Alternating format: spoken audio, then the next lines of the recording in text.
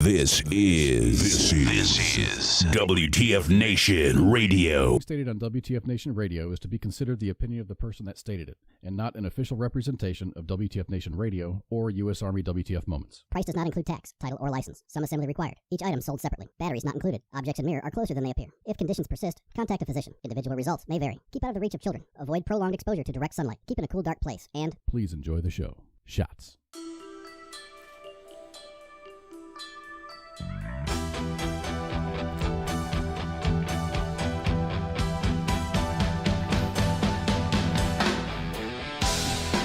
All right, everybody, it's time to get this party started. What's going on, everybody? Today is June 10th, 2022, and I am here to cordially welcome you to Friday Night Freedom. Yay! Need an applause track. Thanks, man. Thanks. So here we are, man. Here we are. It's Friday. It's hot as hell. I don't know how you're doing as far as the temperature goes. Oh my God, it's just been humid. It's just been humid. Oh, it's getting. Oh, Oscar says beer me. Here you go, brother. Anyway, thanks everybody for joining. This is WTF Nation Radio's presentation of Friday Night Freedom, and we're here for you. That big guy up in the square above me, his name is Pooky, and he's here for everybody's entertainment purposes. Oh yeah. Hopefully we have a entertaining show tonight. Got a couple of stories that are just gonna make you go, Not only is it's like human stuff. I think all these are like U.S. based. Yep, that's U.S. based. Everything's U.S. based. We got some stupid criminal news coming from Florida. Florida. The unexpected stupid criminal stories. Just gaming the system. We're going to talk a little bit about combat onesies, missing athletes in Florida, and we have a whole bunch of stuff on track for tonight. So thank you for joining us, and we hope that we do well. How about that? I didn't write anything down for an intro. But I would like to say that it is hot. It is hot. This morning, remember last week, we had a thunderstorm right before the show last week, and we were a little bit late getting on air because my roof was leaking. And I had to figure out exactly where it was coming from and how to mitigate that. So I climbed up in the attic, saw that the water was coming in through my chimney somewhere. It wasn't the flashing; it was actually it wasn't sealed. So today, last week, is it Saturday morning, Sunday? No, it was Sunday. It was Sunday. I went up there in the middle of the day because I'm smart. And this is summertime in Texas, and I decided that I was going to caulk around all of the chimney. And I went up there and looked at everything, and it was all the caulking on the chimney it needed to be redone. So I did that. It took about 3 or 4 hours, and it was hotter than shit, and it was really, really horrible. It was a horrible experience. Today, I went up there this morning. I set my alarm for 5:30 this morning. I hit snooze about 4 times. I went to bed at like a reasonable. I was up for Sergeant's Time last night with Ice. Great show, really great show. If you didn't catch it, go ahead and catch it on Facebook. You just click on it, man. Spanky was out of control, and she doesn't drink coffee, so it must have been some other kind of. I don't know what it was. It could have been the whiskey, but. Catch our shows on YouTube too, as well. Yeah, YouTube, Twitch. We have a Discord server. We're Twitter. We're on Twitter. Yeah, you can catch us all over the place. You just go into the search bar WTF Nation Radio, and you can catch stuff. We're going to have our podcasts up pretty soon. We're doing a little bit of not a reorganization, just kind of a reallocation of resources. How about that? That's a big word. Reallocation of resources, and we're gonna reallocation, and we're gonna get our podcasts back up. Oh, Elizabeth does say that there is such thing as coffee whiskey, to answer your question. Oh, I got a story about that. When we going flying through Shannon Airport, going back to, I believe it was Bahrain was my deployment, or no, it was first time heading over there, and our commander specifically said no alcohol in the Irish airport because no alcohol. So I'm like, hey, I just want a coffee. So I walked up to the place and say, hey, can I get a coffee? And she's like, yeah. It's like, so I look over, then look back, and she's got a bottle of Jameson, just going, yeah. And it was like that much Jameson. I was like, and then she went with coffee, just a little bit of coffee. She's like, here you go. That'll be $2 or €2. I was like, okay, that's dude, here's €10. Thank you. And I got up on that airplane drunk as hell. So that's good. You knew the secret word. I guess the secret word in Ireland is can coffee. I get a coffee? Can I get a coffee? Wink, wink. Can I get a... She hooked me up. She knew what I was going through.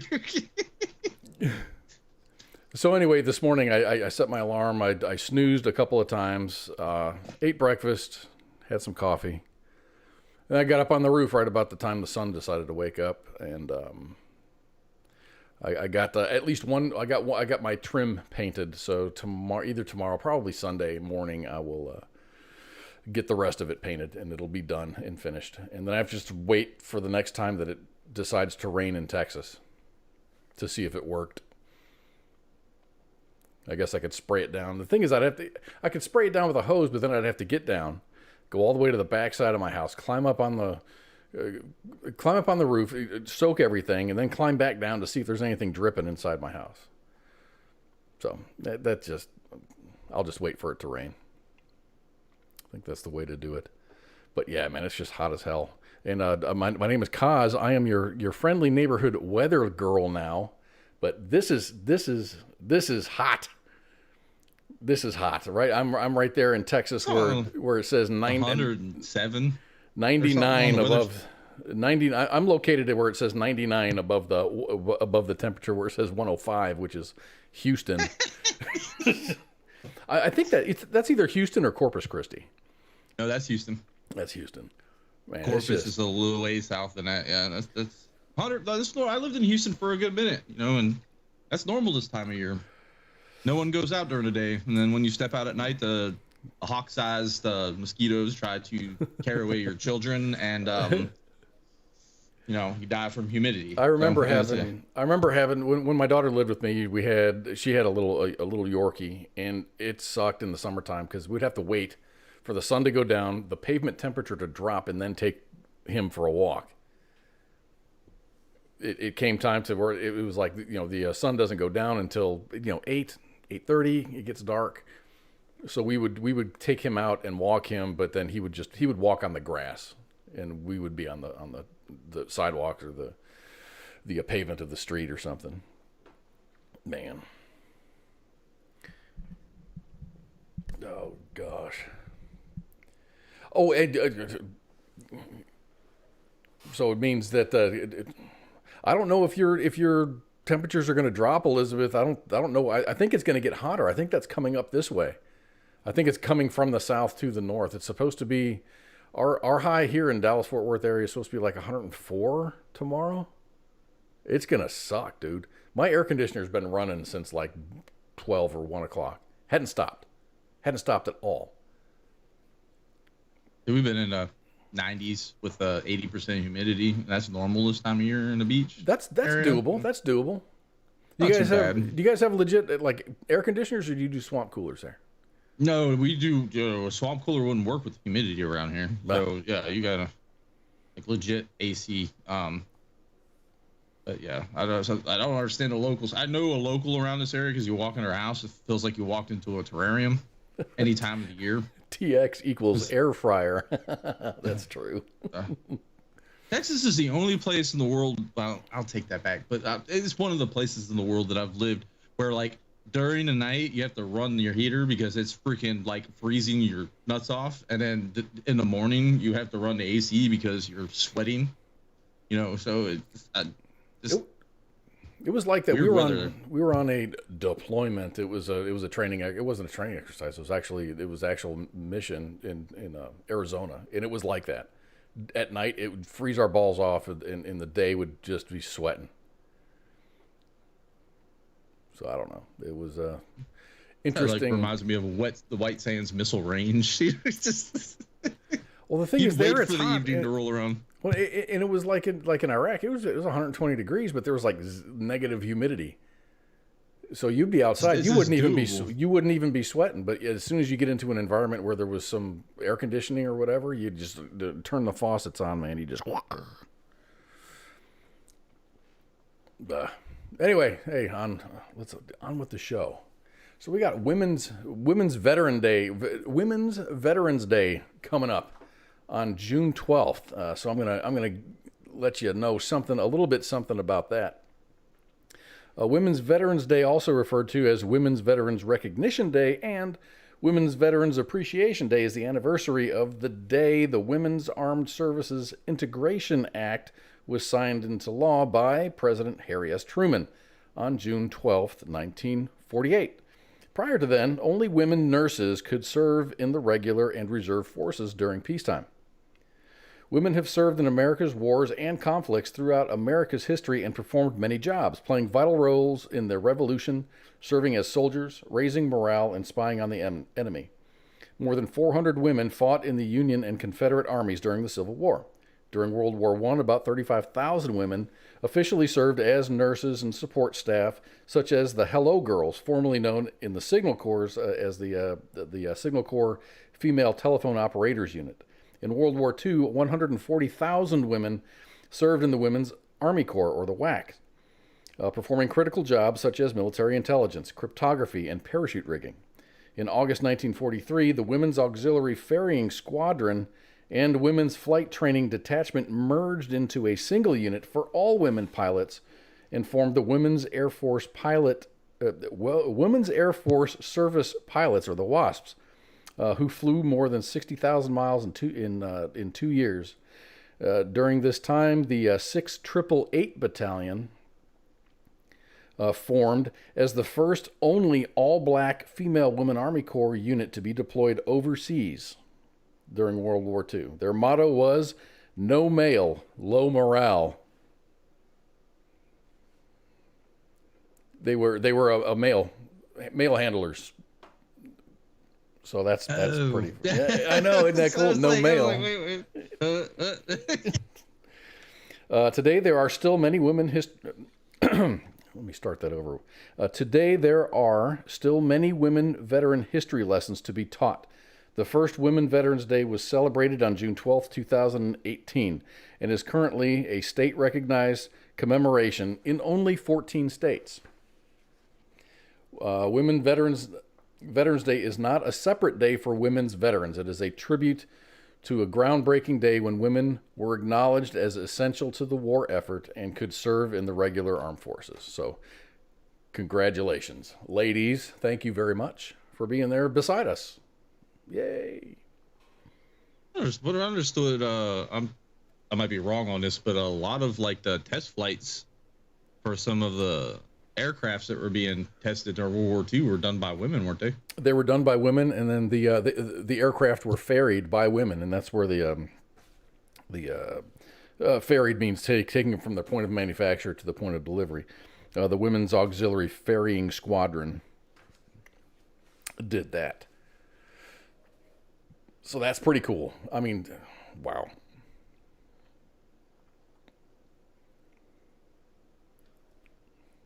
So here we are talking about ladies.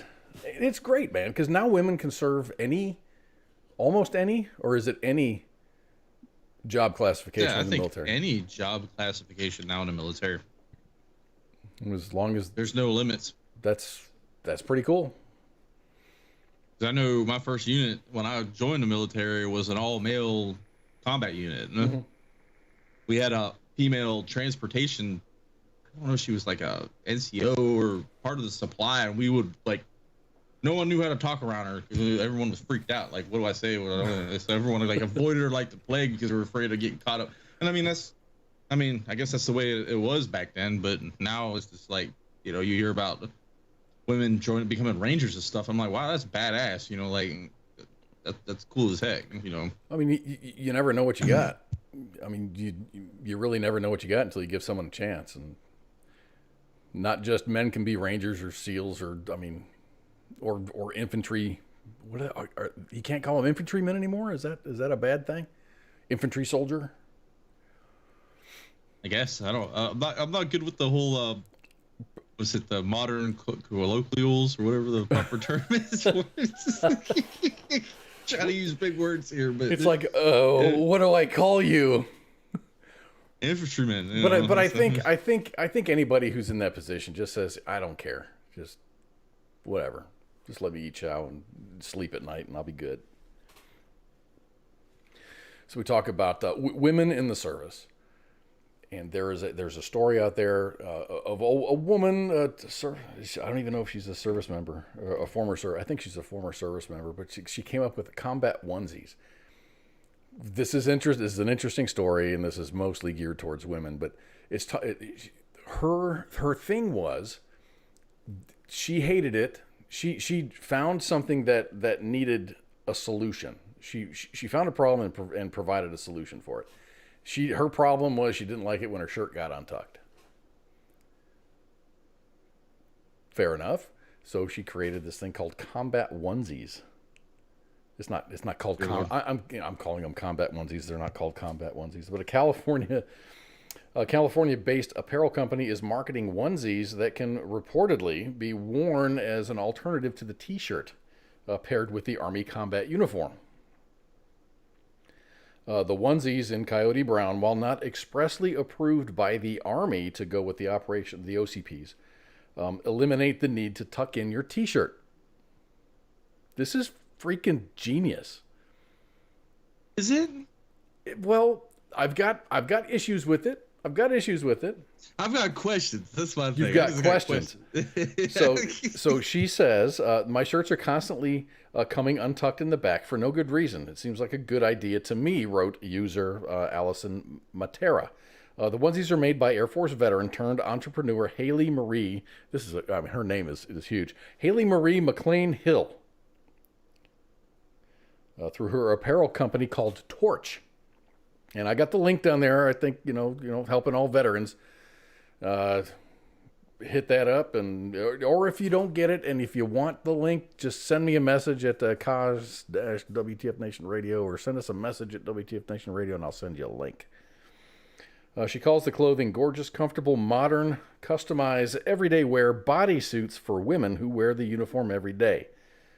Now, let's talk about price. The bodysuits cost about $60 each, but when I went to the site, there's a 10% off coupon when you get to the website. So you had questions. How do you go to the bathroom? That's a good question. That's one of the questions that I have, because it's not. If you can see on this other one, there's no flap. There's no flap at all. What do you just move it to the side and go? It's not combat. It doesn't look combat effective to me at that point. No? My first question was, in case of an injury, they can't just pull up your shirt. Now they're gonna have to cut that thing off, or cut it sideways or something. This to me just does not seem. I guess in garrison maybe, but I gotta go to the bathroom. 30 minutes later, where were you? Oh, I was using the bathroom. What took you so long? I had to strip down. I had to get completely disrobed. Yeah, I don't know. I think it's a great idea. I think it needs to be modified for actual use and service. Maybe a Velcro flap or something there, just to make it, or instead of a T-shirt that is so long, make it extend the length of the T-shirt by 4 or 5 inches. That way you can tuck in farther. I don't know. I don't have a solution. Haley came up with the solution, and she's charging $60 each, and people are buying it. But guess she's got them. She's got them in for all services. She's got the black ones. I guess the Air Force wears black T-shirts. Then the brown ones for the Army, and the Navy has, I think, the grayish, and then the Marines have the green. I could see that like doing it for a dude where it's like a set of boxers with a butt flapping. You know what I'm saying? You know, like the old Union, like underwear where you have the buttons on the back where you flop it down so you can go to the bathroom and you button it back up when you're done. You know, like I can see that, but I don't know. I think makes it's no sense to me. I mean, she saw a problem. This is her solution. I just think of like when my daughters were dancing, they had these onesies, and that's kind of what they looked like. So You said combat onesies. I was thinking about like Christmas Story, you know, like Easter Bunny combat. That's what I was thinking when you said it. I was like, all right, well, this is all right. That looks simple. I don't know. It's an idea. I'm kind of a fan, but I'm kind of a 70-30 fan. I don't know how. I imagine these are going to get pretty nasty. They're going to wear like probably undergarments because of where they don't split. So, you know, let's say you need 5 of these things. I mean, I wouldn't want to do a ruck march with one of them things. I guarantee you that. 5 or 10 of these things. I mean, just to have them. You're going to go to the field for a couple of weeks. How many of these things are you going to need? I think I would have to put up with my untucked shirt. It's cheaper to just go and tuck in my shirt rather than spend $60 for a onesie. It's like the 200. I think Nike was making them for a while, and they authorized them. They were kind of like a combat boot. They were only good in garrison. That's all they were good for. Because you stepped on like a thorn or anything out. I don't know if you've ever been out in Texas or down in like Stewart, anywhere where they got them freaking cactuses that you step on, and it go like no. But people were paying $200 just to wear these nice, comfortable sneaker boots and garrison. So I guess I bought my daughter a pair just because they were authorized. The AR670-1 had them on the list. So preferred my old Ripple Sole, you know, just heavy duty boot. No? I did my entire career with my Army issue boots because those shined up pretty well. For inspection, I had my Cochrane's, and then I had jungle boots. We were allowed to wear jungle boots. I remember a lot of the NCOs when I first came in still wore those. Like they had like the green sides on them. I don't know, Elizabeth. I don't remember ever having a hard time with having my shirt coming untucked. If I did, it was such a small inconvenience. It was. I never thought of opening up a clothing company. You know, it would happen if I was in a field digging or something. It would come untucked, and I would just ignore it until it was time for me to fix it. You know, like if a NCO would walk up to me while I'm in the middle of shoveling a hole or doing something, and he's like, "You need to tuck your shirt in," and I'd be like, "You need to come here and help me." That's when you say, "All due respect, Sarge. Here, take my e-tool. Here's the shovel to help me out. You know, I'll tuck my shirt in." But hey, you know, she is Air Force. She's Air Force, so I guess, you know, they're a little bit more high maintenance than the rest of the services. So a little bit of a public service announcement here. We've got some missing athletes in Florida. And we'd like for you to keep an eye out for them because they're from Haiti. Hello? Hello? Oh, okay. You kind of like died there for a second. Oh, I'm sorry. I didn't mean to.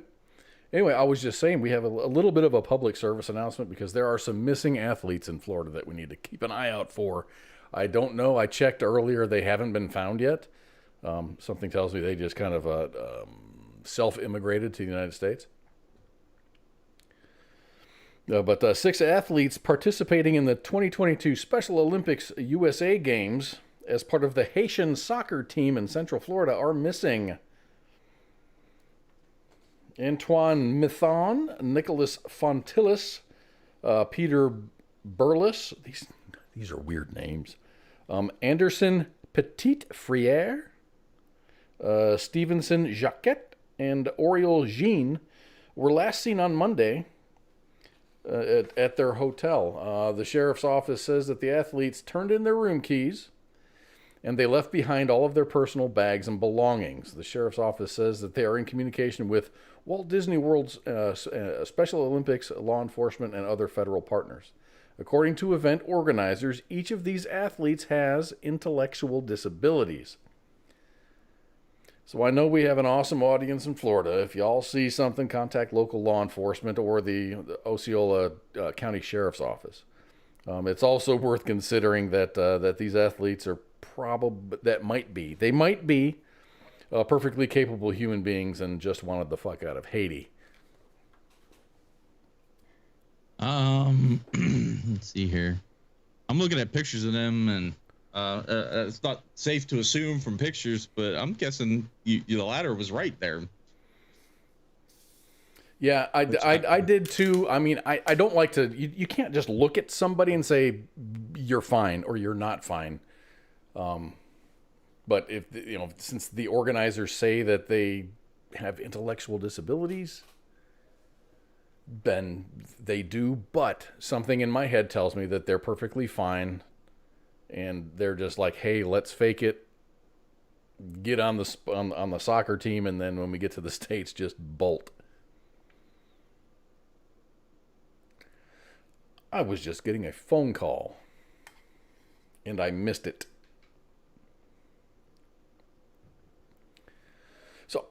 So what do you think? I mean, do you think... I really do think, I mean, come on, it's Haiti. I don't know, I've heard some horror stories from Haiti. I had a bunch of my friends got deployed to Haiti during that earthquake.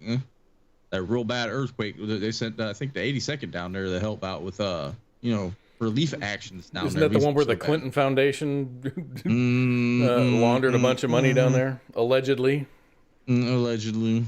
Like I say it all the time. If you mention the Clintons in Haiti, you'll probably get like drug out and tarred and feathered in the middle of the street just for mentioning their name. But that's just, from what I've heard. Allegedly. That's my favorite word. Allegedly. Is that that's like a get out of jail free card? Allegedly. So, caller, if you want to call back, I'm paying attention now.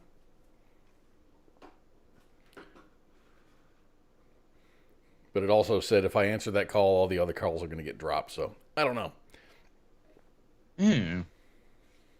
Well. So did they have to do like a Amber Alert for them because they're? I don't know. I was on the Osceola Sheriff's Department website, and it wasn't even the top wanted picture. It wasn't even there. I grabbed this picture from just a news article. Obviously, it exists. I couldn't find it. It wasn't really overtly available. Well, I'm seeing it on like CBS, Fox, and all the national syndicates. But the information is so limited. It's just like 3 paragraphs. All right, cool. Anyone with information is asked to contact local law enforcement. No, I mean. Gordon says they're probably hanging out at B-Dubs and Kiss Me. Hell yeah. Good on them, man. They figured a way to get out of that crap and come here. I mean, I'll give them that. Ugh. So, there was an article, and I saw this. I wasn't gonna comment on it because it's just so ridiculous. Ice had posted it in our news chat, and he said, like, really? It was one of these unbelievable, like, huh? But it's an insurance, there's insurance scams and claims and... Oh, please tell me it's not what I think it is. It is what you think it is. Elizabeth is asking, where does Pooky live? Where does Pooky live? Everywhere. Everywhere. Pooky is out in the woods somewhere in southeast. Oh, he's in the swamp. Yeah, I'm in the swamps or in the mountains. You can find me just. Some people call me Sasquatch. He's our station's swamp creature. We taught him how to. We taught him a little time in Florida. We taught him how to speak and operate a computer, and he's here as a host. Anyway, this is about that Geico insurance thing. I mean, you just, oh my gosh. I don't understand this. I don't understand the court. I don't understand shit. So Geico may have to pay out $5.2 million to a woman who says that she had contracted a disease during sex in a car with a man who was insured by the company. A Missouri Court of Appeals panel on Tuesday upheld the award to a woman identified in court records as M.O. Modus operandi? I don't know. She alleges that a man that she was in a relationship with did not tell her before they had sex in the car that he had HPV, a human papilloma virus. The Maryland-based insurance company argued in its appeal that it had not been given due process and the arbitration agreement was unenforceable.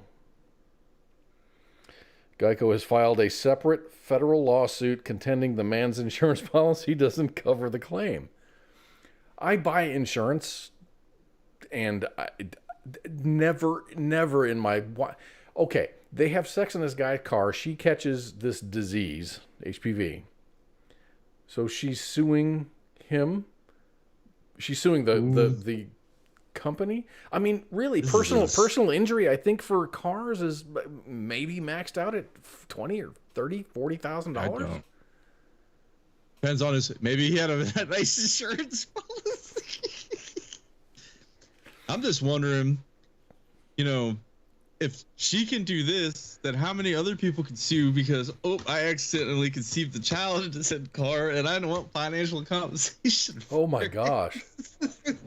There are so many. A slippery slope. I mean, because super, all of the angles on this is just crazy.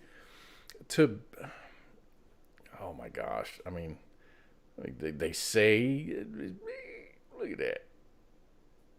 You got the Geico. What is he? A salamander? No, he's a gecko. He's the Geico. Geico's gecko. The gecko. So he's up there going, "Hey, what are you doing over there? You can't do that. Don't do that. Don't do that over there. You might contract HPV, and then we're gonna have to shell out $5.2 million.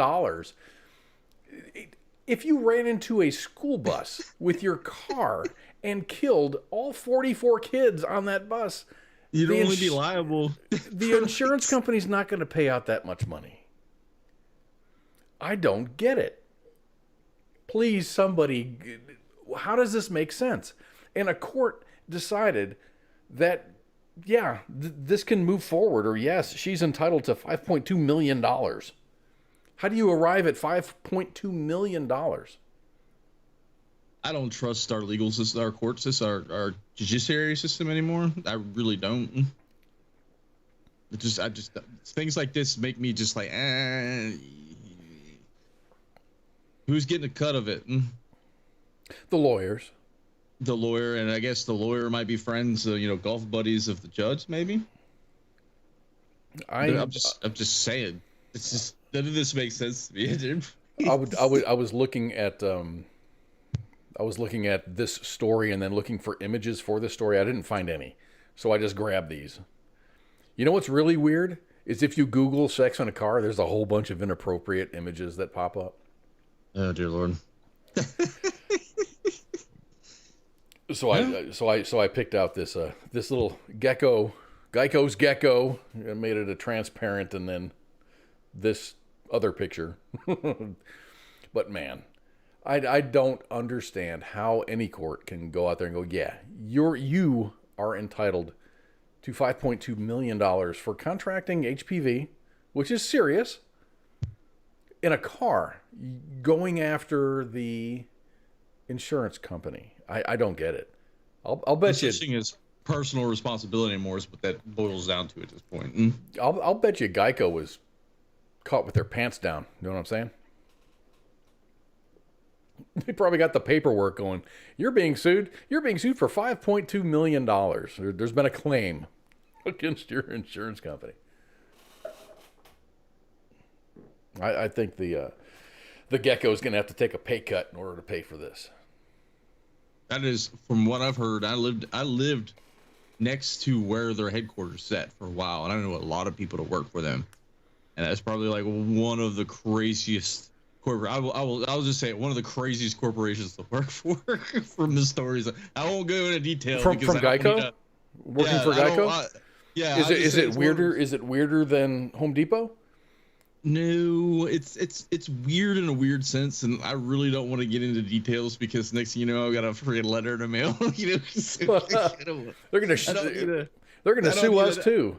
I don't need a defamation or something because I said something, from a story that I heard from many of people that many of people have collaborated on stories and make them. But I'm just saying, just a crazy corporation to work for what I've heard. Actually, one of my best friends worked for them for a while too, so I'm just like, oh well. Yeah. I don't know. When I was at Fort Hood, Geico was like the recommended. That was the military-friendly insurance company to go to. That's how they actually started, from what I understand, is they started as kind of like a government employee. I think that's what it stands for, is Government Employees Insurance something company. I don't know, but Government Employees Insurance Company. That's kind of GEICO. Yeah. But that was who I was insured with. But the thing is, it doesn't matter who you're insured with, your rates are always going to go up. So you just go shop around, and then they drop, and then you shop around again. Then they go up. I was insured by State Farm for the longest time, and 1 year, and this was probably let me see, when did I move into my house? 3 years ago. So 4 years ago, they sent me a letter saying, okay, this is your old rate, this is your new rate, and it had doubled. So I called them up. I'm like, I've had no tickets, I've had no accidents, I've had no claims at all. Why is my rate going up? And their answer to me was, that's just the way things are right now. That's what the marketplace is. So I basically, said no. And now I'm with, who am I with now? AAA. I use USAA. I've heard some bad stuff about USAA. The thing is I about don't use their auto insurance though. I have personal liability insurance, all kinds of other things too that I like, life insurance and stuff like that. So when they bundle together, it works out real nice. When you bundle together, it works out really nice. With USAA, I will say, based on folks that I work with, they've had homeowners insurance and whatnot, and car insurance. When a claim happens, they get a check like now. We had a hailstorm blow through, and my boss's house was covered by USAA, and a claim was filed. An adjuster came out, did his thing, and they, like, by the end of that week, he had a check. They were very, very responsive. They're very, very, very good as far as customer service goes. But the rates, your month-to-month rates on these guys are pretty insane, more so than other insurance companies. So I'm just making a comparison. I'm not choosing one or the other. I'm just saying their rates are high. Their rates are really high, but you get what you pay for. Their responsiveness is pretty awesome. You get what you pay for. Yeah. And I do not sponsor USA. I don't sponsor. Just gonna put that out there. Gordon Ridge posed a really awesome question. He goes, "Do you know any broke insurance executives?" No, because it's technically like the biggest scam ever invented by human beings. No kidding. They're betting. Let's say your house isn't going to burn down, and you're betting that it is, and you're going to pay a premium every month for however long. But the insurance company's on the hook for anything that goes wrong. It's like the whole forced. What was it? That freaking not universal, Affordable Health Care Act. They would find you if you didn't have insurance. But if I'm a healthy human being, I'm betting against the insurance companies, being like, well, if I do get hurt, I'll just pay out of pocket. Yep. That's so forces some. I don't know. Forcing people to have insurance just blows my mind. But I'm playing both sides of the fence. I pay for health insurance, but I've got VA care. So but so I go to the VA for my like health and wellness type things. But if something were to happen to me, hopefully it doesn't. If I fall off the private option. I've got the private option. But the thing is, there's still like an $8,000 deductible. Wow. but it beats $40,000.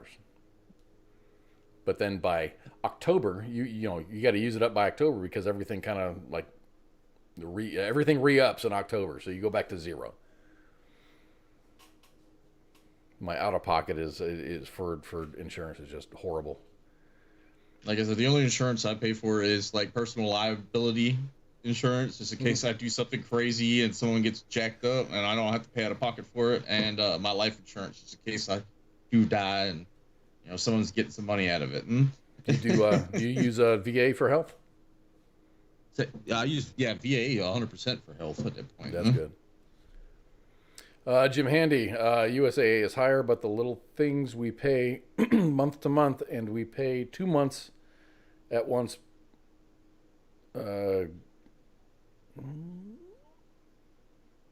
Okay, I don't get that. my brain kind of leaked out of my ear a little bit on that one. I get what you're saying. You kind of pay up front, but you get the service. You get the service in the rear. You know what I'm saying? No, they do. USA does a really good job. They do a really good job with their insurance. There's been some whistleblowers that are out there just saying, hey, they're not informing their people, their customers of certain options that they would have. So, well, this was a very, very small article. I was going to talk about it last week. There's not been much more information about that. I think everything's kind of getting buried on this. It's amazing what large companies can do. So I wonder if there's insurance that covers ATMs. Do banks insure ATMs? I think that's FDIC insured. FDIC. So FDIC insures the banks against loss. Yes. So if a bank has most ATMs are owned by a bank or some sort of bank branch. Unless, of course, there's some private people that own ATMs, but I'd figure they'd be able to be like, oh, someone robbed the ATM or busted in the ATM, stole the cash out of it. They'd be able to, hey, where's my insurance at that point? Interesting story. I'm kind of wondering how insurance is going to cover this one. Once upon a time, there was a rapper who rapped about robbing ATM machines. Surprise, he and his 3 friends have been arrested for, guess what?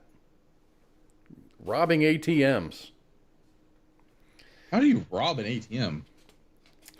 Nashville Police Department says that these four people carried out a plot to rob an ATM technician as he serviced the Bank of America machine. Darius Dugas, Shashandre Dugas, age 32 and 27 respectively, and Christopher Alton, age 27 from Houston, Texas, were also arrested. The 4 were picked up just after they had checked out of a motel. Police say that the two of them approached the victim from behind and said, "Don't do anything stupid, hand over the money." Detectives were able to determine that one of the getaway vehicles, a Hyundai Elantra, had been rented from Hertz. Using information provided by Hertz, detectives, with the assistance of aviation units, found the Hyundai and a maroon Jeep that accompanied it, parked at a Motel 6 in Dixon. Detectives watch as what appeared to be cash loaded into the Jeep. When the Dugas couple and Riley pulled away from the motel in the Jeep, and as Alton drove away in the Hyundai, Dixon police moved in with the assistance of the police department. The vehicle pulled over. The 4 were taken into custody without incident. Police released photos of the cash that was found in the trunk. And I don't have it. The 4 face federal charges, and the FBI is investigating whether they committed similar robberies elsewhere. Now, interesting story about one of the offenders. Riley, the male version of the Rileys, performs under the name 213 Jug God, and he has released music videos on YouTube, and his latest song is called Make It Home, and it refers to robbing ATMs. Yeah, out of state, Dodger Jakes, running with the Florida place. I done hit the road and got that money in by 40. So you walk up to it with a gun and just like, hey, give me your money? Or, I mean, is it really robbing an ATM, or is it really like more like heisting? Or you just robbing the person. I'm playing some of Jug God's music here. Okay. Oh yeah, because I remember back in the day where I grew up, they'd have like this weird ATMs out in the middle of nowhere with like this weird like, and it was like you walk in, it was air conditioned and crap. But they would have like a locking mechanism, so when you pull your money out, it could lock to keep people from like sneaking up behind you while you're like getting your money in the middle of the night. I don't know who gets money out in the middle of the night, but I'm just dude, I don't. It's interesting that you say that, because it's the way that things are now. You can't just trust everybody. I live in a great neighborhood, and you know it's not an awesome neighborhood. I mean, there's not like white picket fences and everything, but I live in a good neighborhood where all of the neighbors, we all trust each other. We're all good. I mean, everything's good. There might be I don't know. I don't think there's a murderer down the street, but no one ever really thinks there's a murderer down the street. But I've got some really great neighbors. Today, I was doing some painting outside. I'm up on a ladder, and some dude walks in. He's got a backpack on. He's got just a school backpack that was just stacked full of shit. And he's like, "Hey, sir, I got a really important favor to ask you. I walked all the way from Burleson to where I am, and I got like another half a mile or so to go. I was wondering if you can give me a ride." So I'd look down at him, and I'm like, hold on just a second. So I'm kind of finishing my stuff. I'm trying to figure out how I'm going to react. And I said, "So what can I do for you?" He goes, I really need a ride, man. I really need a ride. I'm like, you know what? I'm not going to give you a ride. What I can do for you is I'm going to get you a bottle of water. It's hot as fuck this morning, dude. I'm like, I'm going to get you a bottle of water, but that's the best I can do. He says, "Okay, bet." So I went inside, got him a bottle of water. I also got my fucking gun. So stuck it in my damn pocket. I'm not knowing what the fuck this guy's going to do. I've never seen this guy before. What the fuck is he doing in my neighborhood? Yeah, we're kind of close to Burleson. But then he, as soon as I gave him the bottle of water, I said, "Hey man, good luck. Stay hydrated." He turned around and walked the opposite way from where he said he was going to go. And then I heard him say, it was under his breath, and I'm like, it sounded like he said, "Fucking asshole." And then he turns around and goes, "Thank you for the water." But he walked back south. I'm north of Burleson. He turned around and walked south. Nah, I don't trust people. I keep a really keen eye on who's walking, because I live in like a cul-de-sac kind of circle. So It's only, so like you get Sunday guests come through, and most of the time I know them, or like during the holidays, I know most of the people, because I pay attention to this. But there's just you get that one random person just ride a bike through, and it's like, on them like a hawk. Like, all right, I don't know you. What are you doing? Paying attention to the mailboxes and stuff like that, because, sometimes, porch pipes roll through. We had that happen about 6 months ago. The most inconspicuous person on the planet, too, of all. It was this little old lady. She was walking this tiny little dog. Never seen her before. And I was like, oh, that's okay. She's just walking a dog, and I ignored it. And all of a sudden, all our neighbors were like, "Yeah, we had a bunch of packages stolen." I'm like, no crap. It was the old lady. That's nuts. I mean, who walks into a cul-de-sac? Yeah, I mean, this is not a cul-de-sac. This is like a dead-end circle kind of thing. So it's like a long road that circles the whole way around and goes back into, the main road again. Gotcha. So there's probably about 40 houses back here. I know most of the people that live back here. I know every single one of my neighbors. It's not like I know 1,000 people. There's probably 18 houses, and it's a half circle. It's a semicircle. I know everybody. I know everybody who lives here. I know everybody's car. There's a couple of veterans here, and it's really cool. I mean, old ass, salty fucking Air Force veterans. I mean, from way back. And it's cool. We have a really cool relationship. You know, we don't hang out, but we know each other, and they know my daughters, and it's just a pretty cool relationship, and we all look out for each other. Good metric to live on. A lot of people don't do that no more. I knew a friend of mine. He lived in a neighborhood for probably about 5 years, and I was like, "Hey, what's your neighbor doing?" I was like, "I don't know that guy." I was like, "He lives across the street from you. You've never talked to him? 5 years? You've never had a conversation?" No. Okay. What is wrong with you? So Elizabeth is asking, is Pooky close enough to Great Falls, Montana to drive and meet? No, he's nowhere near Montana. My kids are up in Montana. I thought, you relocated from the San Antonio area, and now you're in Montana. I get it. No, neither of us are up in Montana. We have a bunch of listeners in Montana. Montana? Be a cool place. I always wanted to go up there and visit. I love Montana. I didn't think I'd like it until I went, because my ex-wife is from there. Go there. Yeah, I'm just scared that I'll go there and be like, I have to live here. That's my thing. It freaks me. It's like, oh, this is great. I loved it. I loved it so much. I bought 5 acres in Three Forks, and then the economy kind of turned to crap. And the amount of money that I paid for my land went down considerably. And as soon as it went back up to what I paid for it, we sold it. And it was Montana is awesome because, I mean, back when I bought all that, there was fewer than 1 million people in the entire state. It's like a Wyoming. Like, I've been eyeballing Wyoming too. I think there's like 600,000 people live in the state. But the thing is, there's no industry. There's nothing to do. I work in aviation. So even working for a mom and pop, just a forestry service or whatever, it wouldn't pay enough for me to be able to live. I wanted to live in Colorado, and the industries that I work in don't pay enough for me to afford a house, especially now. I'm talking 5 years ago.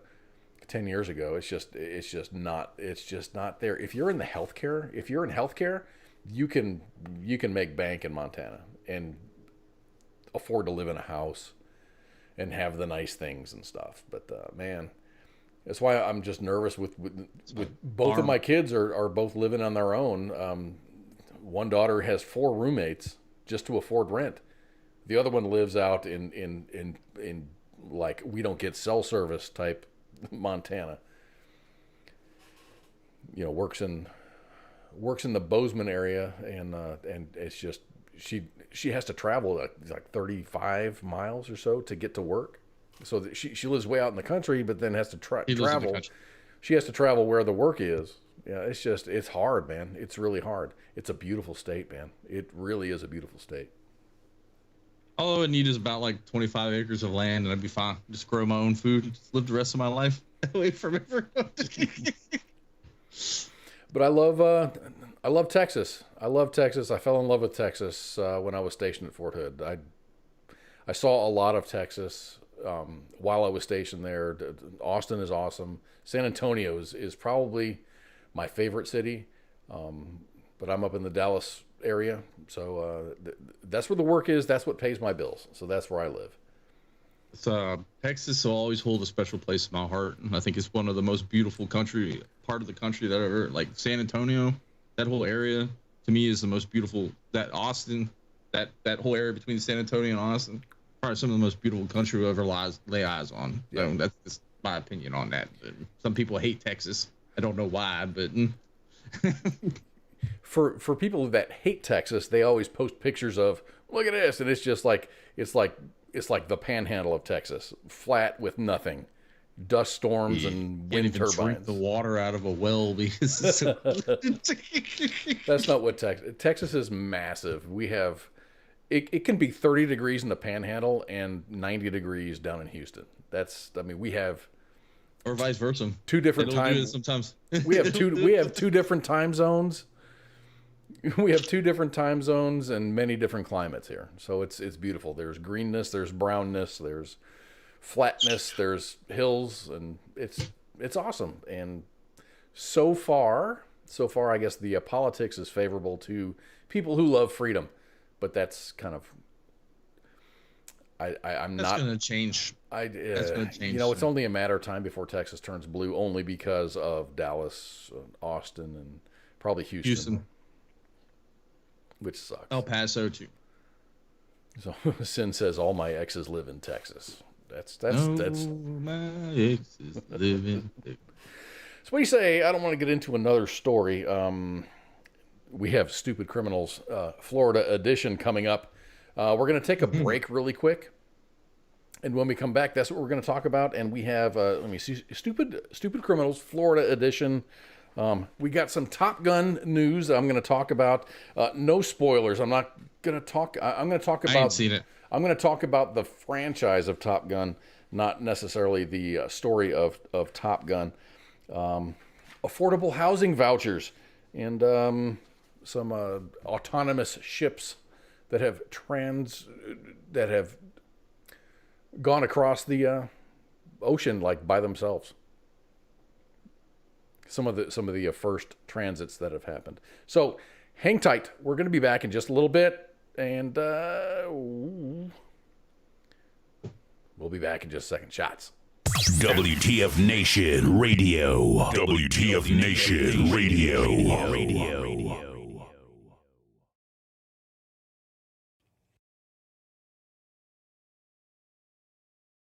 WTF Nation Radio. Well, I love licking ass.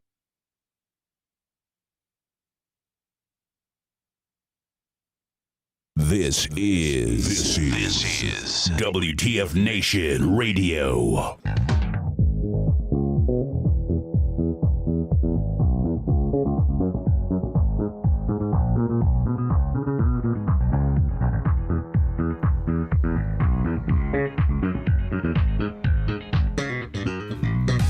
All right, we are back with part 2 of Friday Night Freedom. Thank you for hanging out with us.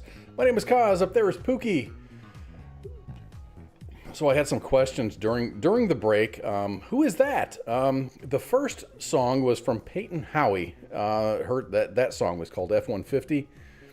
She was a guest on the show just a couple of months ago. She is getting ready to release another single called, I think it's called Let Her Live. It's talking about the United States. She's extremely patriotic. She loves the veterans. She's a country artist that tours between, I mean, she was in Chicago a couple of, actually yesterday, she is out of Nashville. She does a lot of shows in Texas.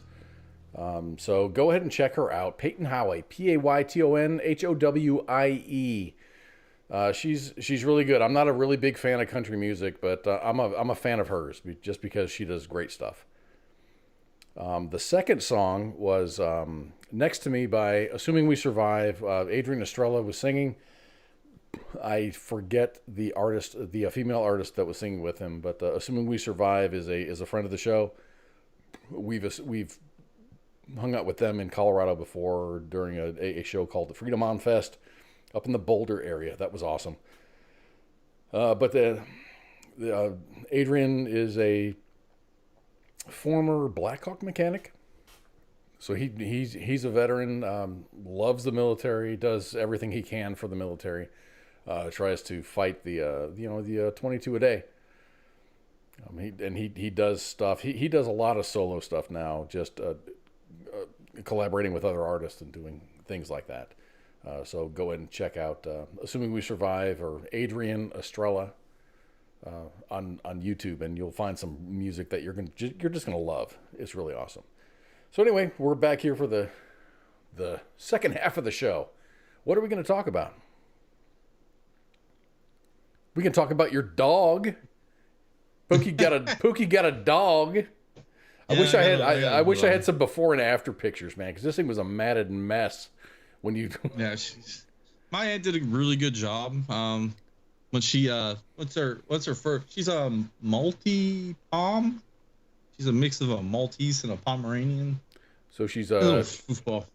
And legs about that big, like a yes, very close to the ground. Tiny little thing, scared of everything. Today actually, like I went like oh, puppy. And she started trying to play with me for a little bit. So that was the first, you know, like I was like, oh, okay, well, now you're lightening up to me. But, nah, she's a rough little story, but we'll find out here in the next couple of months. I think it'll be fine. I think it'll probably take a few weeks for her. Yes, her Mila or whatever. That's what her name is. I just call her Puppy. That's the every dog's name. Every dog's name on the planet is called Puppy. Come here, Puppy. Yeah. So. She's a sweet little thing. When she figures out, you know, like she don't need to be on a leash, you know, to be out back. I think that's her problem is apartment living, and you know, always being on a leash to go outside. She don't know what to do. I set her in the backyard. She's like, "What do I do? Oh, there's no leash on me. What do I?" That's when you take her into the backyard and then you take the leash off and then you start running around. But yeah, dogs are cool. I love dogs. Yeah. Not a big fan of cats, but it's mostly because I don't hate cats. It's just I'm allergic to cats, so I don't have cats.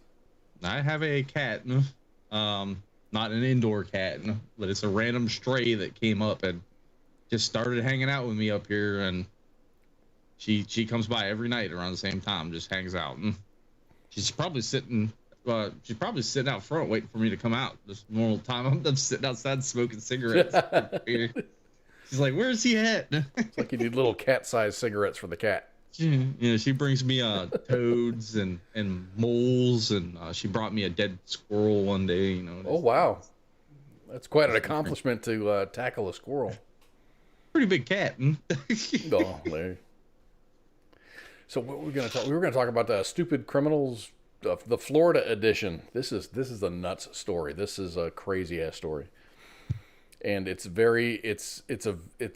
what has the USA, what has humanity devolved into?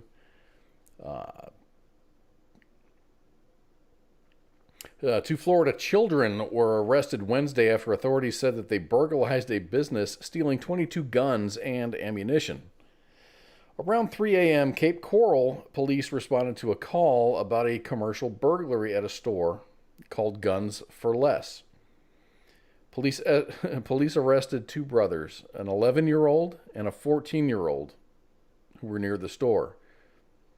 Officers reportedly saw the children running from the store armed with multiple handguns, ammunition, magazines, and long guns.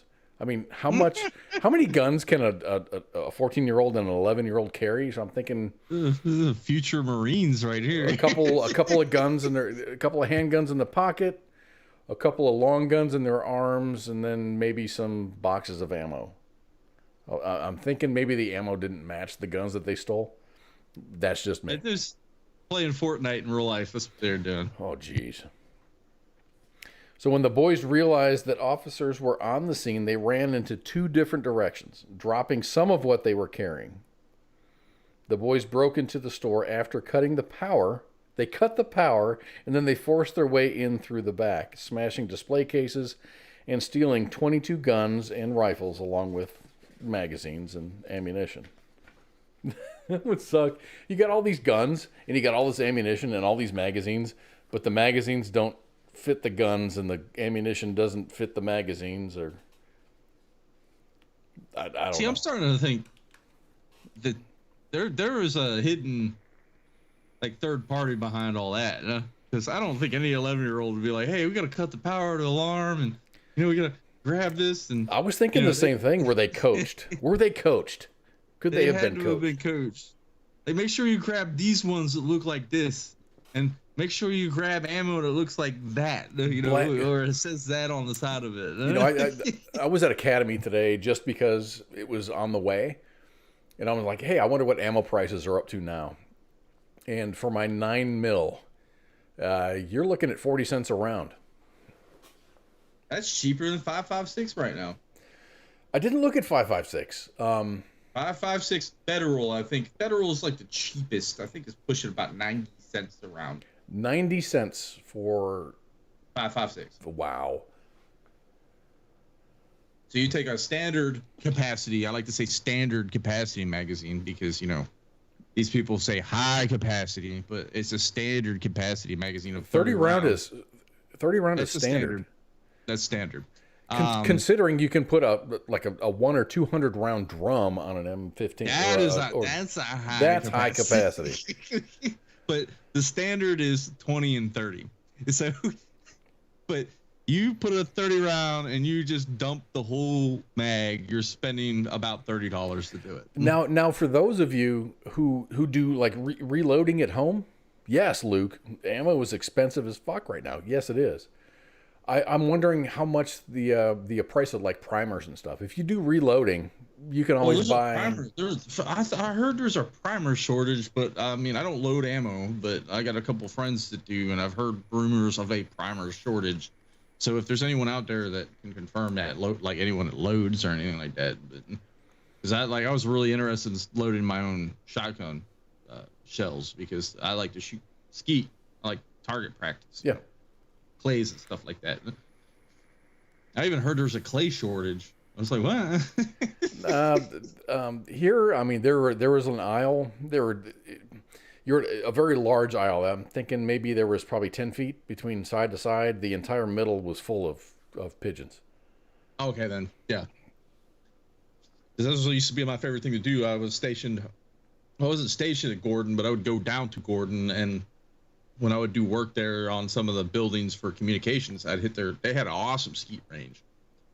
So I'd just take my shotgun down there and, of course, taking a shotgun on, okay, you tell the MPs and the provost office that, hey, I got a shotgun and I plan on going to shoot. They leave you the hell alone at that point. Dude, $43 for 20 rounds for a Scar 17.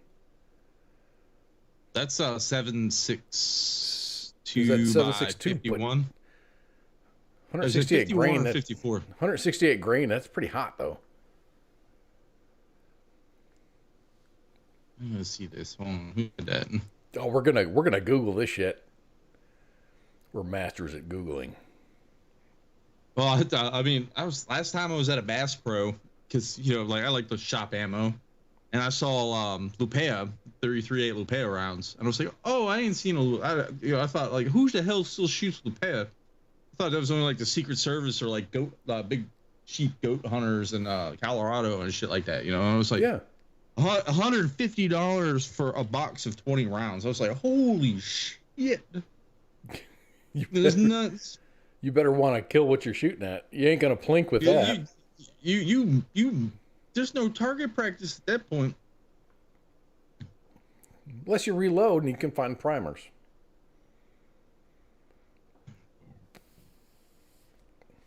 So we can talk. If I'm firing a round like that, I'm definitely reloading my ammo. Or even, imagine how much it costs to shoot a round like a 50 cal. It's about $150. Last I checked, that was about a year ago. I don't know if it's changed or not. Because I went out to the public range down in Florida where I was still living down there. This was 3 years ago, and the guy busted out a BMG. Freaking started right. I was like I'm just minding my own business. I'm like, boom! I'm like, what the heck was that? And dude sitting there with a BMG just lighting the range up. I'm like, what the hell is wrong with you? If you got them, ammo eventually goes bad, so you got to cycle it out. I don't know. Has anybody ever tested that? Take a like a 9mm, a box of old Federal 9mm, keep it in your closet for 5 years, and then bust it out and start firing it. The rumor was when we were in Iraq, we were burning through so much 50 cal ammo, 50 BMG ammo, that we were actually pulling into like reserves that were still around from World War II. Wow. I don't know if that's true or not, but weird stories roll around. So I was like, possibly shooting 70-year-old ammo, So I was looking, the reason I went to Academy, I was looking for some jacketed hollow points, and they didn't have any. They have all the target ammo, all the full metal jacket type stuff, but they didn't have any jacketed hollow points in 9mm that I wanted. They had some old cheap stuff that I'd never heard of. I should have taken a picture of it. It was just like this old, it's like Bob's ammo. It was sketch. It was really sketch. Like me, I buy 22 ammunition anytime I can get my hands on it. Like 22 long. You just buy that. Huh? They had lots of it, and it was reasonable. It was reasonable. 50 rounds. I think it was like 12.97 or something like that. Yeah, It wasn't bad. used to be able, but still, it was like a brick back in the day for $15 and 500 rounds. 500 rounds for about $10. Yeah. You pluck all day long with a brick. Maybe I need to. I don't know. I'm not going to say that. So let's talk about so we're talking about war and guns and stuff, and let's talk about Top Gun. Let's talk about Top Gun, but let's not talk about the movie. Have you seen the movie? Did you go out and see the movie? No, I haven't. Everyone's saying it was an awesome movie. I was never much of a Top Gun fan and like growing up, so I like Top Gun, and I can't wait to see it. Actually, I can wait because I have waited. I haven't seen it, but I'm gonna see it. How about that? But Top Gun news. Paramount was hit with a copyright lawsuit by the family of the author behind the original story used for the Top Gun franchise. So, whoever made Top Gun, they didn't come up with that shit on their own. They used someone else's story. The Top Gun lawsuit was filed by Shosh and Yuval Yoneh on Monday in California, according to these news sources. The Yonehs are the heirs of the Ehud Yoneh family, who was the author of the 1983 article called Top Guns with an S. The storyline for the original Top Gun film was based on that article. The Yonehs have claimed that Paramount's right to the article ended in 2020. The family alleged that filming for Top Gun Maverick was not completed until May 8th, 2021. Paramount has reportedly claimed that the film was sufficiently completed before the rights to the original article were terminated. The family sent a cease and desist letter to Paramount on May 11th, 2022, weeks before the release of Top Gun Maverick. And Paramount pretty much said, fuck y'all. The case arises out of Paramount's conscious failure to reacquire the requisite film and ancillary rights for the Yonehs' copyrighted story prior to the completion of the release of the derivative 2022 sequel. So I guess what lawyers are saying is that 2020 Maverick, the Top Gun Maverick was... They needed to renew the rights for that. I'm sure that family got paid a very, very nice sum of money for the story. Attorney Mark Toberoff authored that, saying that they didn't ask permission. Actually. So Paramount has denied the sequel is derivative from the original article. So part two, Maverick is not even related to Top Gun 1. So I don't know. I think there's people that are just hands out, and this goes to it's along the same lines of people see money and ways to get money. So and this goes back to the Geico lawsuit, $5.2 million. For contracting a sexual transmitted disease in the back of a car that was insured by Geico. Really, guys? Come on.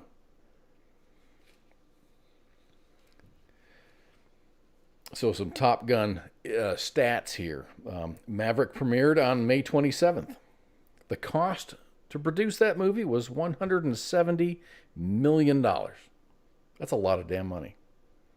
Since its premiere, the movie has earned close to $400 million just right here in the United States, and $900 million globally. That is absolutely nuts. Maverick has performed so awesome. I've heard it's just a great movie. Movie companies do great things. I think that the Yoneh family is just looking for more dollars, and they'll get it. They'll get it. Paramount is probably going to say, "Here, we're gonna throw you like $1 million or $2 million or $10 million, and just shut the fuck up. Just leave us alone. Here's some money." You know what I find funny though? What's that? Is Top Gun. This is 2022, right? Top Gun, #1 movie right now, I think. Yeah. And the #1 song trending right now is a Kate Bush song from 1980 something, around the same time.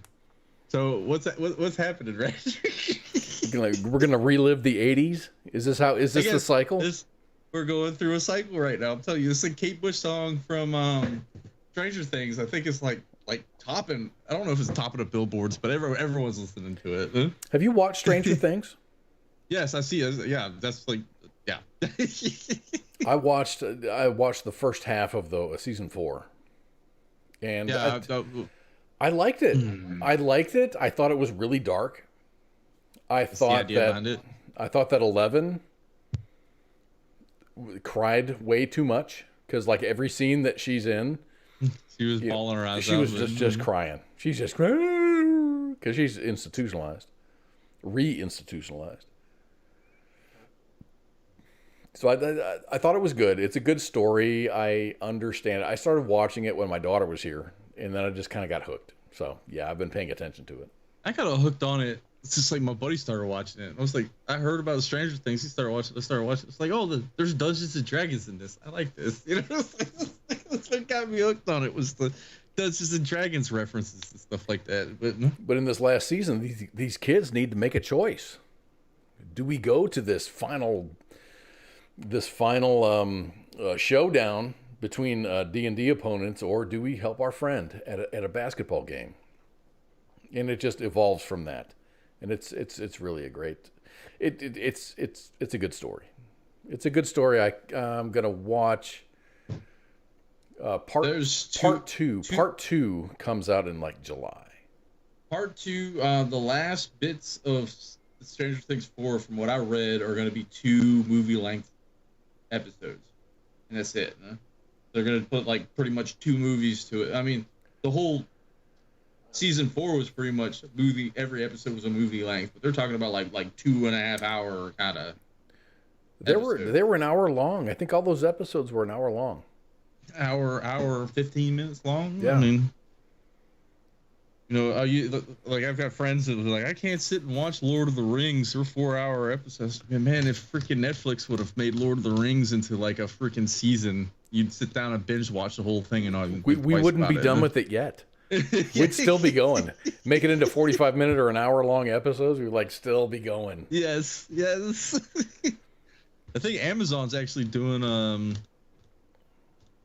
a Lord of the Rings. This is more of a pop culture thing. Is it Lord of the Rings? Like proper? They're not doing a Lord. It's not Lord of the Rings. It's based in the Tolkien universe. Oh. So it takes place like before Lord of the Rings, like before The Hobbit. This is like a weird time frame. I don't know if you ever read the Silmarillion or anything like that, or Silmarillion, or however you pronounce it, but that's one book I've been. Rings of Power? I think that's what it's. Yeah. Luke threw out the Luke Monin threw out that thing, that title. I have no idea. I'm not a pop culture guy. CQ is the guy for that. I'm the person that turns on the TV and says, okay, what do I want to watch? If it interests me, I'll watch it. If it doesn't, I won't watch it. I started watching. I wrapped up Stranger Things and I started watching The Boys on. See, I can't get it. I couldn't get into The Boys, but Invincible, on the other hand, I got into that real easy. You know, like as far as The Boys superhero. As far as The Boys go, when you look at the promos and stuff, you're like, okay, this is a really dysfunctional group of superheroes. Great, no problem. But I watched the first episode and then the second episode, and it's nothing. The first episode is nothing about, hey, if you want to get the job, you need to suck my thing. And the second episode was not much better. It's not what I want. No, I'm not going to watch the rest of it. I got two episodes into the first season, and I'm like, no. It might evolve into something else, but man, nah. So Sin says The Boys are great. It seems crude, overly crude, not necessarily crude. It's just maybe it lays the groundwork for something in the future, but it's just overly not even violent. It's just, it's not the violence that it's the story that bothers me. It just, it just doesn't, it's not clicking with me yet. Maybe I should go and watch maybe episode 3 or 4 and make a decision later. When does The Boys get good? That's like the Invincible. It's animated. A lot of people, when I say animated, are instantly like, I don't want to watch an animated series because, everyone assumes cartoons are for kids. But this is an adult animation, and within the first, I started watching it. My buddy's like, you need to watch it. All right, cool. So I'm watching it. Okay, it's a teen kind of thing. All right, and all of a sudden, the last 5 minutes of that first episode, I was hooked. I was like, holy crap, what the fuck just happened? So Sin says, as far as The Boys goes, it's realistic. Superhumans being human. I get that. I get that. Yeah, like in your face right away, it is like that. Superhumans being corporate. It's you're making money, so their attack on life is, hey, pay me and I'll reduce crime in your area. Yeah, it's sounds like the government. It's more of a capitalistic approach at being a superhuman and stopping crime. I think I got that right. Luke said Amazon folks are calling Tolkien fans racist because everyone was trashing the trailer. I didn't really trash the trailer. I just had some weird questions about it, and I mean, there's some like more of like, what was that? The wokeism kind of just making its way into it. But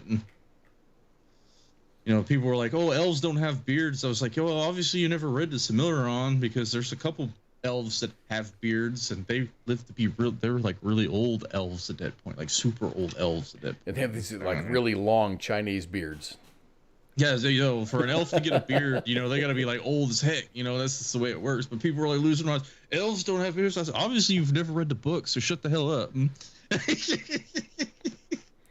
Okay, Sin's kind of bringing me back into watching The Boys again. He says they throw tantrums, they disregard the law, they're being bad because no one can stop them. I mean, really, no one can.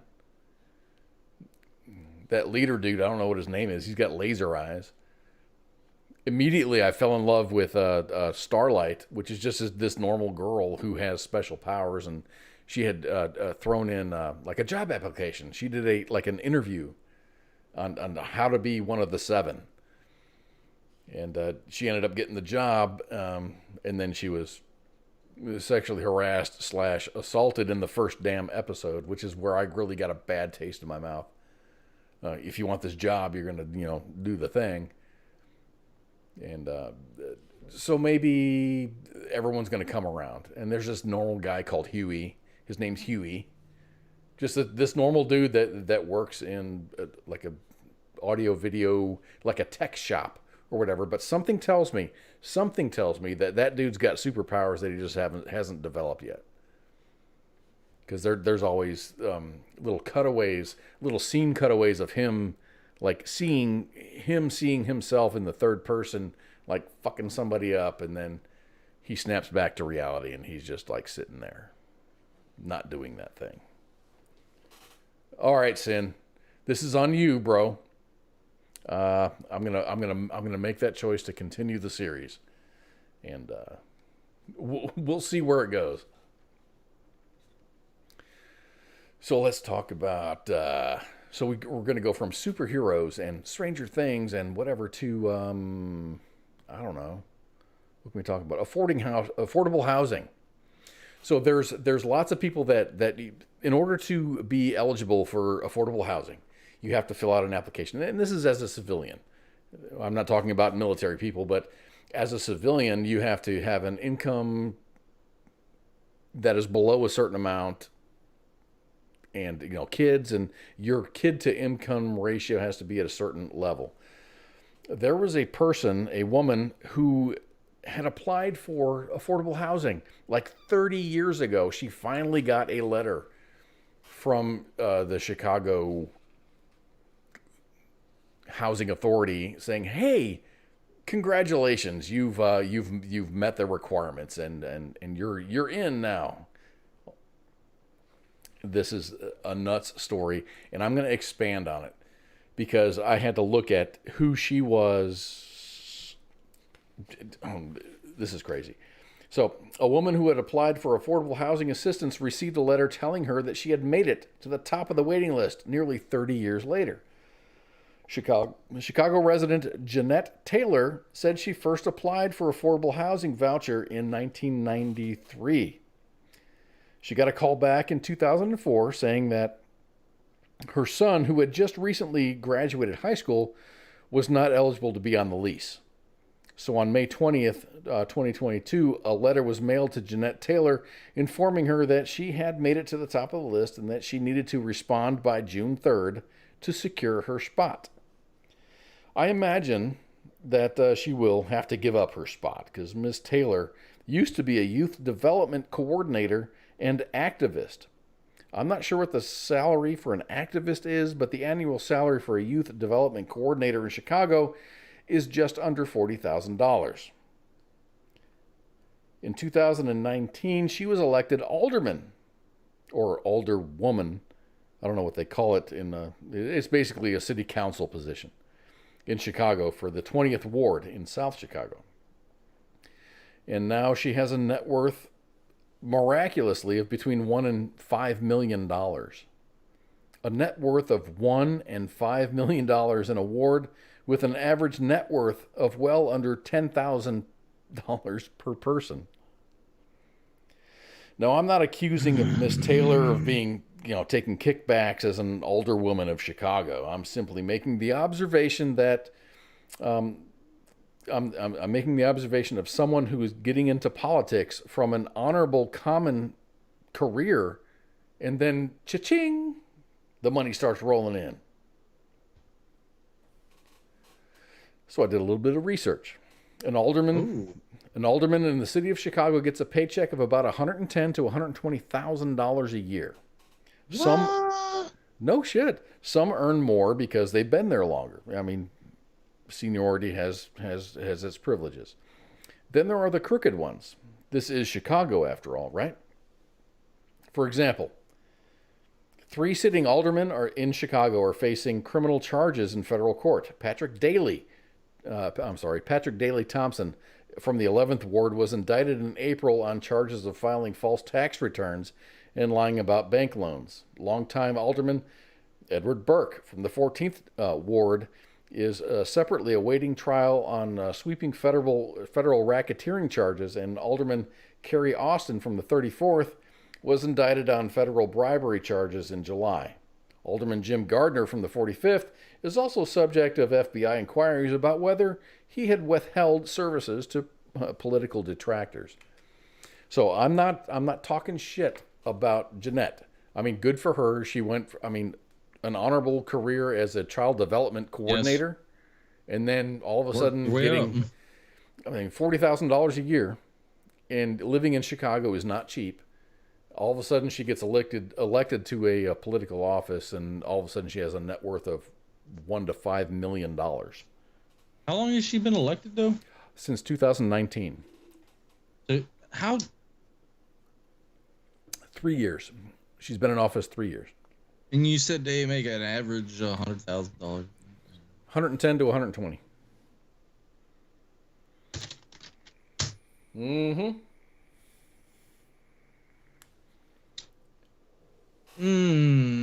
What was the old saying? Is if you're making money in politics, you're doing something corrupt or something. I can't remember who said something like that. The only way to make money in politics is to be corrupt or something like that. I don't know. But I mean, and you can look at Nancy Pelosi. You can look at any politician. I'm not calling out the Dems or whatever. It's like any politician that comes in making X amount of dollars a year. All of a sudden, they're living in a great house. They come from really humble beginnings, and then all of a sudden they get into office, and then next thing you know, they're taking vacations and they have nice cars. And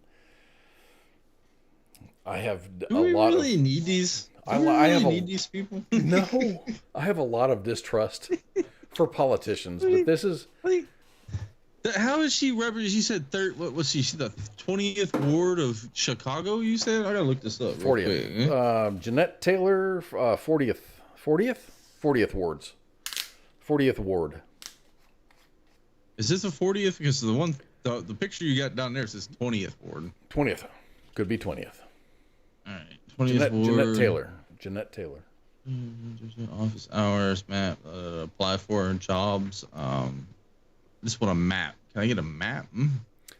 I should have grabbed that because I had all this, and I'm like, okay, where's the 20th ward? And it's South Chicago.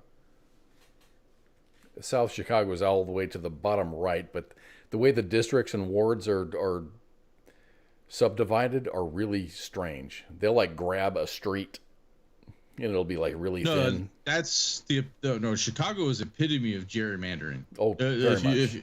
It is horrible, and like people don't realize the education system in Chicago, like places that make money, like the rich people, that their property taxes go to them schools. So this, like, you could literally live across the street, and you'll be going to a school where the building is collapsing, and the person on the other side of the street will go into like one of the top schools in the United States. It's crazy. Chicago is such a strange city. It's nuts. Even in the suburbs, it's going out there. I went to high school in Hinsdale, Illinois, and it's a very well-to-do community. But then if you go to like Hinsdale South was the lower income bracket type supported schools. Get to know your ward, 20th ward. This is from NBC Chicago. The demographics, total population of 52,000. So it's not that much, I guess, but it's a very small ward. 0.3%. I don't care about those kind of demographics. Let's see. I'm trying to find payments and stuff like that. No? Payments as like tax? Yeah, I'm trying to figure out. And I just looked up like net income or net. What did I talk about? Not net income, but like money people have saved, and it goes from $0. Everyone has $0 saved. This ward, the 20th ward, is like $10,000. Well, it's kind of like that whole BS that happened out there in Flint, Michigan. Oh gosh, yeah, that's that whole thing. I think I mentioned it a couple of shows ago, where it was like they were in the middle of that water crisis. There's federal aid coming in to try and fix this water crisis. These city council members voted to switch this because they were like, we need to save money, and they created pretty much said water crisis by doing that. And then during the middle of this, these people have the audacity to vote for a pay increase. Like, these guys are making like 10 times what the average medium household in the city council. Mm-hmm. It's nuts. This is what politicians are worse than lawyers. That's all I gotta say. A lot of this information that I gathered was about an article. There was an article that says of all 40, there was 48 or 50 aldermen in the Chicago area, and it's like all but a handful decided to accept their pay increase. It was like it's like the House of Representatives. Let's give ourselves a pay increase. They all vote for it. There were 4 detractors. What is it? What is an alderman's job, though? It's a city council thing. You're basically representing you're representing a ward.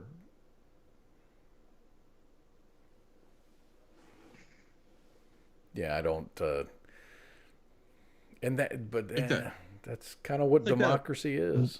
One city somewhere where their mayor is actually like he's like sentenced to life. I think I read somewhere like he's stuck in jail, sentenced to life, and because he just filed the paperwork because no one wanted to run, he's now the mayor of the city, sitting in the jailhouse.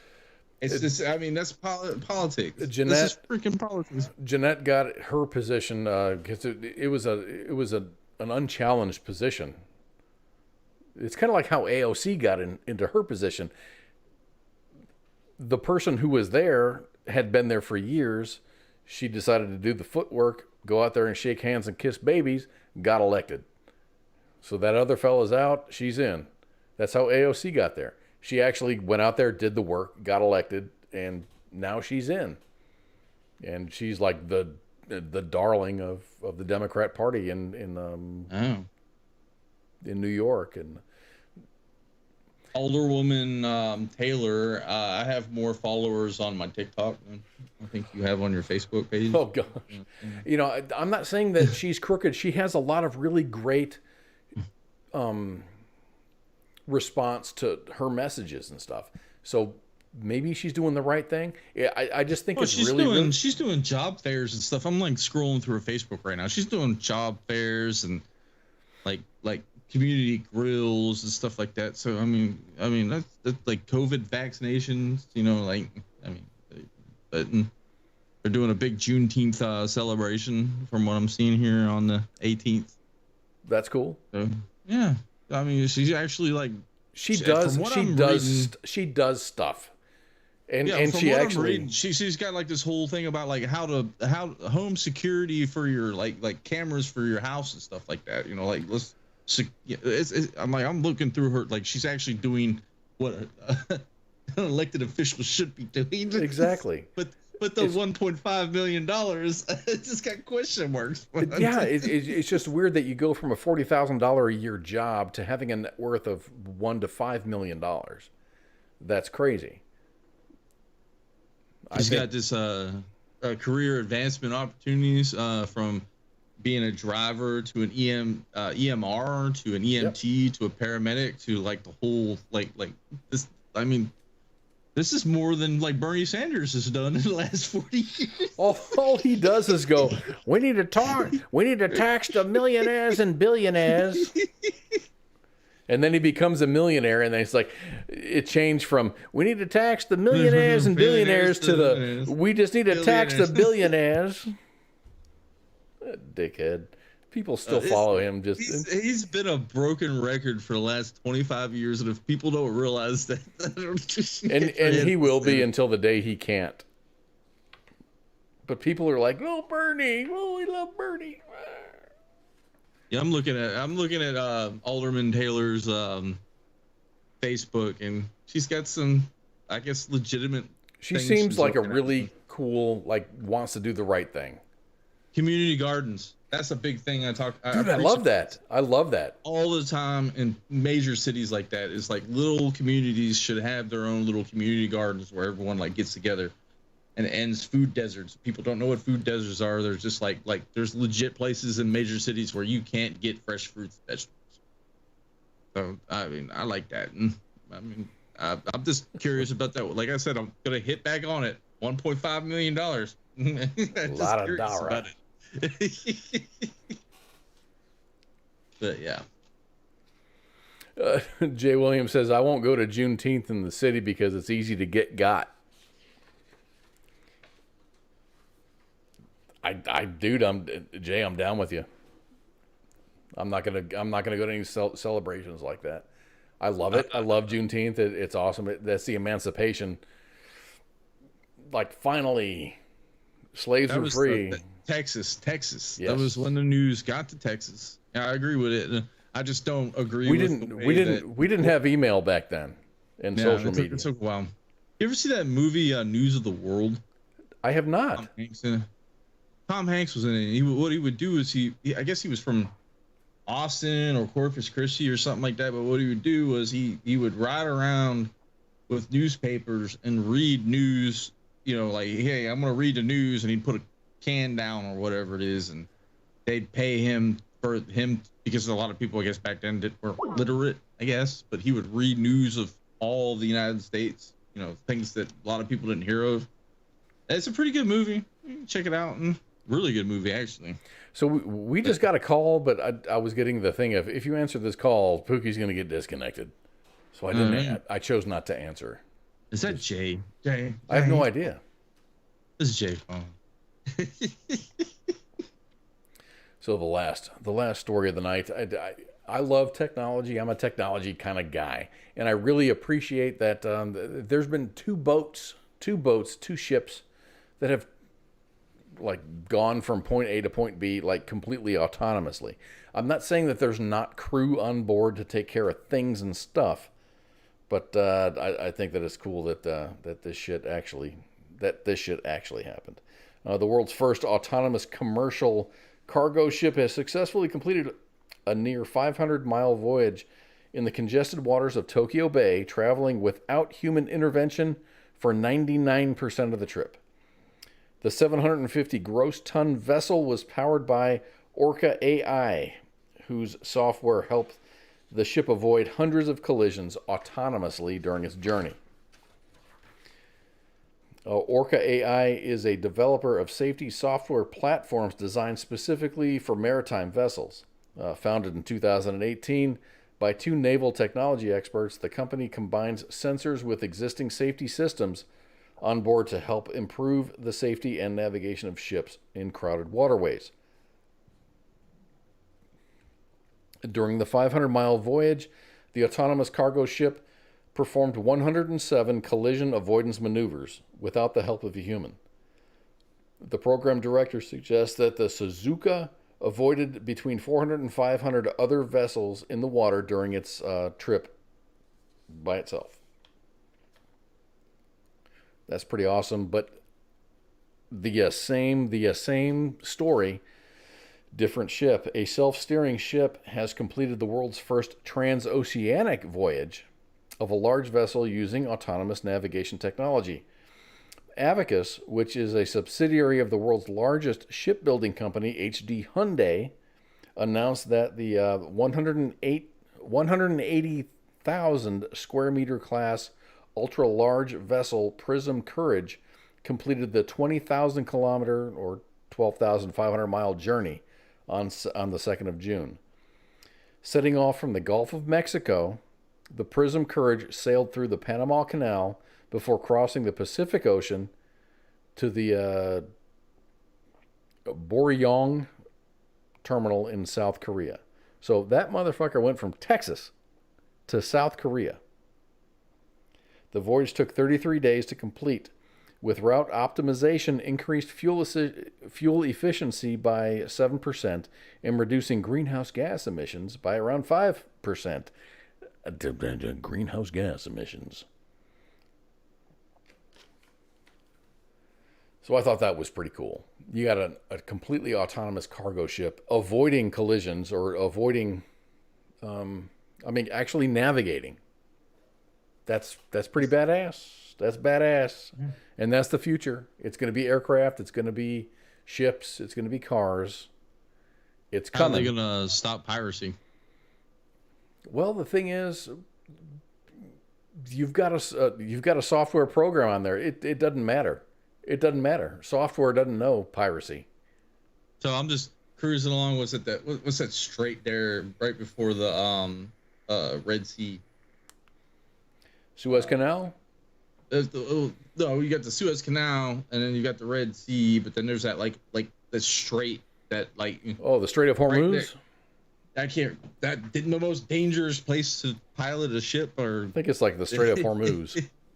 Yeah. So AI's like, man, my business. Oh, look, there's this little jet ski coming up. I'm gonna try and avoid it, and the jet ski keeps going closer and closer. It's like, I can't avoid this. What do I do? And all of a sudden now there's pirates all over the ship, and they have all. There's nothing to defend it at that point. Huh? Oh gosh, let me look. Let me pull up my ship map. I've got a map of ships. I have a ship map too somewhere floating. Oh, ships.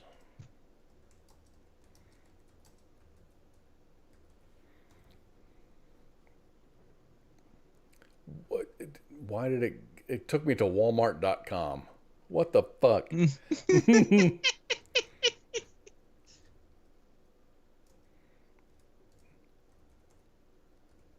Ships underway. How about that? Department of Defense.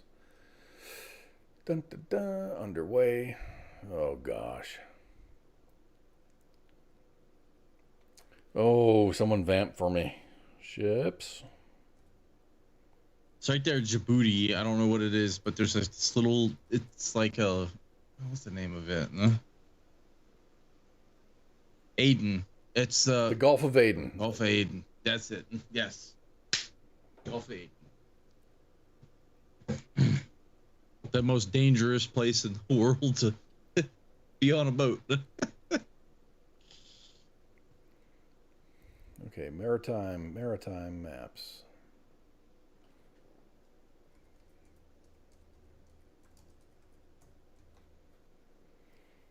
Marine traffic, this is it. Gotta be. Yup. There it is. Okay, so let's zoom to that. How do I do this?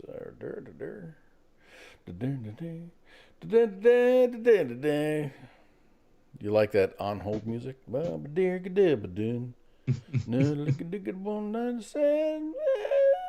Gotta hit that high note. Luke said, "Do you know that full-blown AIDS is an actual medical term?"